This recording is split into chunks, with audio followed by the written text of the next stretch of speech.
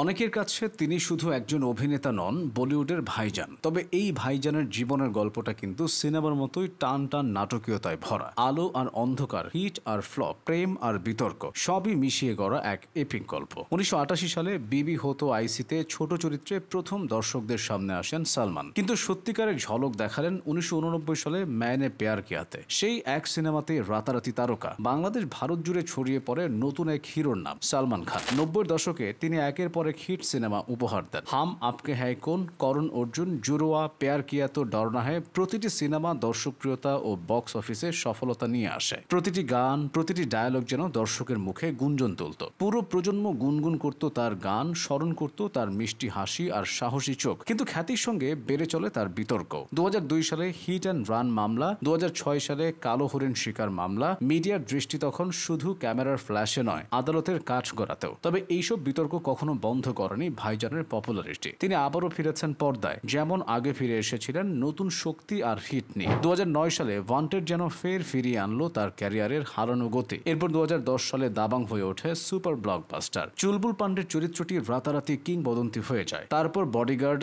একথা টাইগার, বজরঙ্গি ভাইজান সবই বক্স অফিসের রেকর্ড ভাঙে। সালমান খান শুধু বড় পর্দার নায়কই নন, তিনি একটি ফ্যান্টাসি। প্রতিটি সিনেমা দর্শকের জন্য নতুন অভিজ্ঞতা। একের পর এক হিট তার ক্যারিয়ারকে ধরে রাখে, আর প্রতিটি নতুন চরিত্র দর্শককে আকর্ষিত করে। ক্যারিয়ারের তুঙ্গে থাকলেও ব্যক্তিগত জীবন বরাবরের মতোই আলোচনায়। ঐশ্বরিয়া রায়ের সঙ্গে প্রেম, ক্যাটরিনা কাইফের সঙ্গে দীর্ঘ সম্পর্ক, পরবর্তীতে ইয়োলিয়া ভন্তুর প্রেম জীবন সবসময় মিডিয়ার পাতার প্রথম খবর। তবে সালমান খান এখনো অবিবাহিত। বিগ বস অনুষ্ঠানের হোস্ট হয়ে তিনি টিভি দর্শকের আরও কাছে পৌঁছেছেন। প্রতিটি সিজনে তার উপস্থিতি দর্শককে মুগ্ধ করে, কখনো হাসায়, কখনো আবেগে ভাসায়। তবে সমালোচকরা বলেন সালমান খানের কারণে অনেক নতুন প্রতিভা হারিয়ে যায়। শেহনাজ গিল থেকে শুরু করে একাধিক প্রতিযোগীর ভাগ্য নির্ধারণ হয় তার প্রভাবেই। আরেকটি দিক হলো তার মানবিক দিক। 2007 সালে তিনি শুরু করেন বিং হিউম্যান ফাউন্ডেশন। অসহায় মানুষের পাশে দাঁড়ানো, শিক্ষার সুযোগ সৃষ্টি করা, স্বাস্থ্যসেবায় অবদান রাখা, সবকিছুই এই ফাউন্ডেশনের মাধ্যমে। ভাইজান কেবল পর্দার নায়ক নন, বাস্তব জীবনের সহায়কও বটে। তবে সালমানকে নিয়ে বিতর্ক থামেনি। 2023-24 সালের শিরোনামে আসে শুটিং সেটের উত্তেজনা,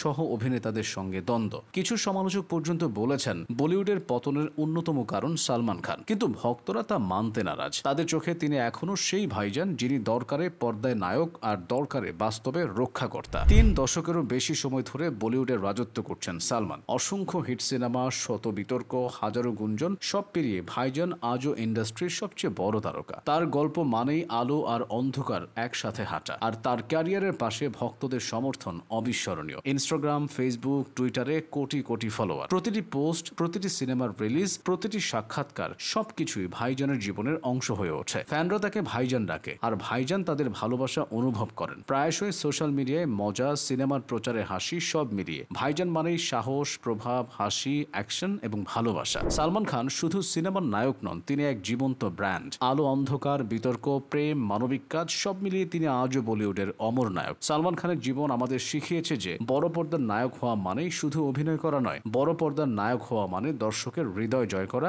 সমাজে প্রভাব ফেলা আর নিজস্ব ব্র্যান্ড তৈরি করা। 3 দশক ধরে সালমান প্রমাণ করেছেন তিনি শুধু অভিনেতা নন, তিনি ভাইজান।